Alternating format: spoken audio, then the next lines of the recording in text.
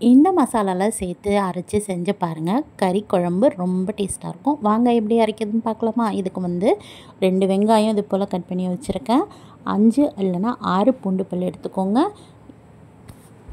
கூடவே 10 கிராம் அளவுக்கு இஞ்சி கட் பண்ணி வச்சுக்கோங்க.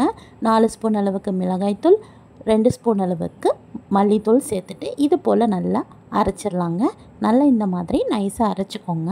இதை நம்ம இப்போ ஓரமாக எடுத்து வச்சுட்டு நம்ம குழம்பு தாளிச்சிக்கலாம். அப்போது நம்ம தாளிக்கும் போது இதில் நம்ம சேர்த்து செஞ்சோன்னா குழம்பு ரொம்பவே டேஸ்ட்டாக இருக்கும். வாங்க எப்படி செய்யுதுன்னு பார்க்கலாம். இதுக்கு முதல்ல ஒரு குக்கர் எடுத்திருக்கேன். அதில் தேவையான எண்ணெய் சேர்த்துருக்கேங்க. எண்ணெய் காஞ்சதும் நல்ல 1 ஸ்பூன் அளவுக்கு சோம்பு, 4 காஞ்ச மிளகாய், 2 3 இஞ்சி எல்லாம் நல்லா கிள்ளி போட்டுக்கோங்க.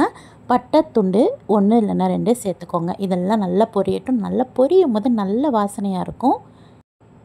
இந்த டைமில் நம்ம வெங்காயம் சேர்த்துக்கலாம். 2 வெங்காயம் நீளமாக கட் பண்ணது சேர்த்து நல்லா வதக்கிடலாங்க. கூடவே 2 தக்காளியும் சேர்த்து நல்லா வதக்கிடுங்க. இப்போ நம்ம அரைச்சி வச்சுருக்க மசாலாவை சேர்த்துக்க போகிறோம். சேர்த்துட்டு நல்லா இதையும் நல்லா பச்சை வாசனை போகிற அளவுக்கு வதக்கிடுங்க. ஏன்னா நம்ம அதில் இஞ்சி பூண்டெல்லாம் சேர்த்துருக்கோம்ல, அது நல்லா பச்சை வாசனை போகிற அளவுக்கு வதக்கணும். இது போல் நம்ம இஞ்சி பூண்டு ஃப்ரெஷ்ஷாக நம்ம அரைச்சி சேர்க்கும் போது அவ்வளோ வாசனையாக இருக்கும்.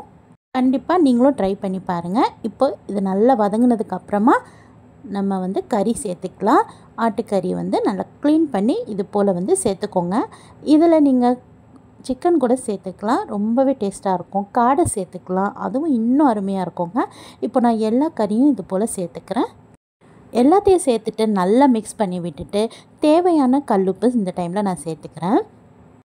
இப்போது இதெல்லாம் நம்ம சேர்த்துட்டு ஒரு தடவை உப்பு காரெலாம் செக் பண்ணிக்கோங்க. காரம் கொஞ்சம் பத்தாத மாதிரி இருந்தனால நான் மறுபடியும் 1 ஸ்பூன் அளவுக்கு தனி மிளகாய்த்தூள் சேர்த்துட்டேங்க. சேர்த்துட்டு இப்போ நம்ம தேவையான தண்ணி சேர்த்துக்கலாம். இப்போ பார்த்தீங்கன்னா அந்த கறி ஓரளவுக்கு மூழ்கிற அளவுக்கு தண்ணி சேர்த்துருக்கேன். ரொம்ப தண்ணி சேர்க்க வேண்டாங்க. சேர்த்துட்டு நம்ம மூடி போட்டு 4 விசில் வச்சு எடுத்துக்கலாம். 4 விசிலுக்கு அப்புறம் ஓப்பன் பண்ணி பார்க்கலாம். பாருங்கள் எவ்வளோ சூப்பராக நமக்கு ரெடியாக இருக்குது. அவ்வளோதாங்க. ரொம்ப ரொம்ப ஈஸியான தேங்காய் சேர்க்காத கறி குழம்பு ரெடி. இதே மாதிரி ஒரு தடவை நீங்களும் ட்ரை பண்ணி பாருங்கள். இந்த வீடியோ உங்களுக்கு பிடிச்சிருந்தால் கண்டிப்பாக லைக் பண்ணிவிடுங்க. இது சாதம், அதுக்கப்புறம் பரோட்டா, சப்பாத்தி, பூரி எல்லாத்துக்குமே சாப்பிட்லாம். கண்டிப்பாக ட்ரை பண்ணி பாருங்கள். அப்படியே மறக்காமல் லைக் அண்ட் ஷேர் பண்ணிவிடுங்க. தேங்க்யூ.